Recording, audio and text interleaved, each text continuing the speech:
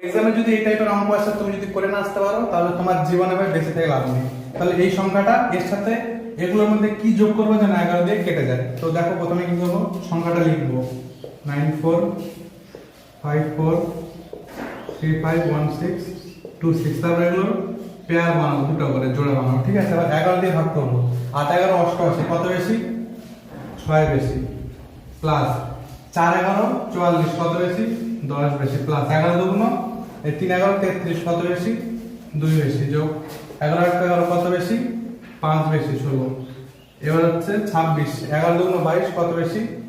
4 বেশি। এবার সবগুলো কি যোগ করবো, 6 4 10, 2 12, 12 5 4 9, তাহলে কত হলো? যোগ করলে হবে 27, ঠিক আছে। এবার হচ্ছে 27 এর সাথে আমরা কত যোগ করলে 11 দিয়ে কাটবে? 27 এর সাথে যদি আমরা 6 যোগ করি তাহলে কত হবে? 33, যেটা 11 দিয়ে কাটবে, তাহলে অ্যান্সার